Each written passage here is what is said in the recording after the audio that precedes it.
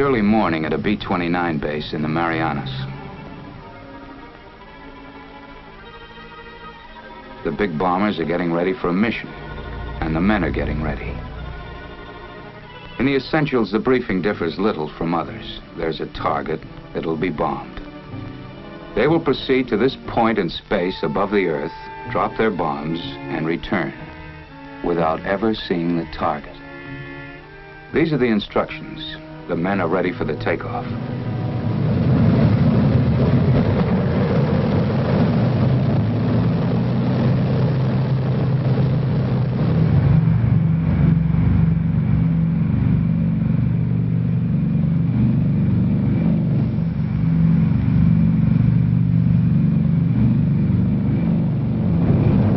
Hours aloft. The huge armada of superforts is spanned over 1,000 miles of trackless waters. The weather bears out the forecast. Clouds, heavy overcast, all the way to the target. At 23,000 feet, they're above it. Below and beyond lies the Japanese mainland, and somewhere beyond that, the target. If the enemy took comfort in the thought that the bombardier sees nothing more than this, they were living in a fool's paradise. For at a calculated instant, tons of high explosives, and yes, even the atomic bomb, would be sent away to the target, aimed by the miracle of radar. Before you now is the radar scope, a small circular screen giving X-ray-like vision to the mysterious 11th member of the crew, the radar operator. Until recently, we've known little of what he does, and even less about the instruments he uses. Basically, radar equipment consists of a radio transmitter and receiver. The transmitter sends a radio beam earthward. If it strikes water, the beam is not reflected. The receiver picks up nothing, and the scope appears dark, as it is now over the Pacific Ocean. But if the beam strikes a solid object, such as land, it's reflected and shows light on the scope. Watch. Something's coming in now at the upper left. Adjusting the receiver controls sharpens the picture. There they are. 2 islands, both with mountains on them. That should make them easy to identify. According to the charts, only 2 islands of this shape and contour lie off the southern coast of Honshu.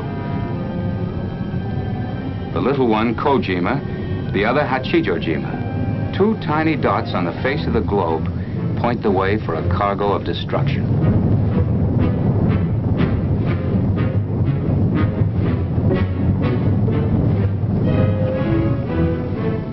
Seven hours, 10 minutes elapsed time.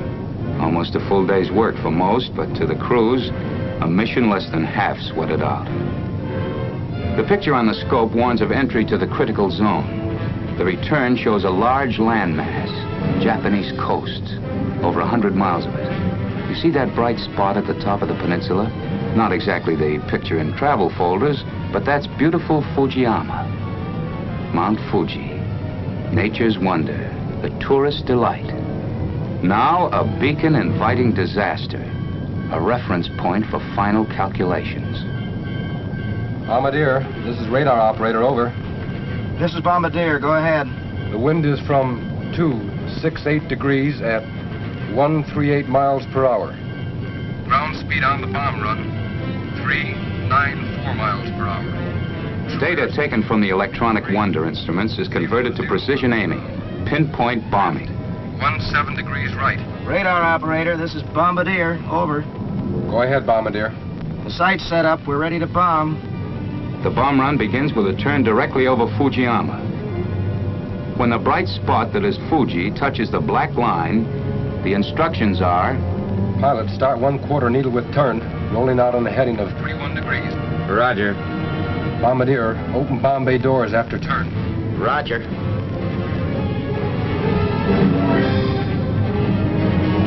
The moment for decision has arrived. The moment when the target must be singled out from hundreds of other invisible targets. Coastline with a large city. A peninsula jutting out in a bay. The city, Tokyo. This is the general target area. Northwest of Tokyo lies the specific target, the Kyushu aircraft factory at Kawago. A flick of the switch isolates the target image. And here it is, one tiny speck of light, the focal point for hundreds of giant bombers, for 1,000 tons of bombs. Pilot, correct 9 degrees right. Roger. Ready on 70 degrees. Ready? Mark.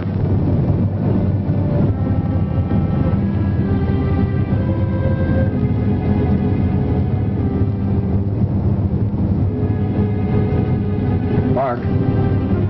At the split second before the bombs are released, the radar operator sees this. Bombs away.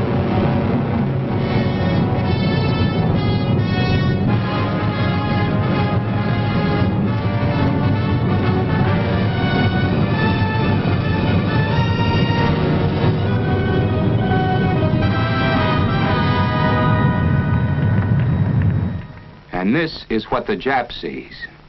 His cities, his factories, in ruins. A lot of you out there are probably asking, well, why show us this? The war's over. Well, we wanted to let you in on one of the big secrets of the war. Thought you might be interested. Yes, you're right. The war is over, and we won it. And by we, I mean the foot soldiers, the men at sea, the crews who flew the missions, you men and women who worked in the factories, the scientists who gave us radar and the atomic bomb, and every last man, woman, and child who bought war bonds. That was all part of winning the war. But now there's a matter of the peace. Most of the men in uniform will be returned to civilian life. Likewise, factory workers will go back to producing civilian goods. But our scientists must go on perfecting old inventions and developing new ones for the security of our nation at peace. And you who bought bonds in support of the war effort can buy a share in the peace by investing in bonds today. How about it?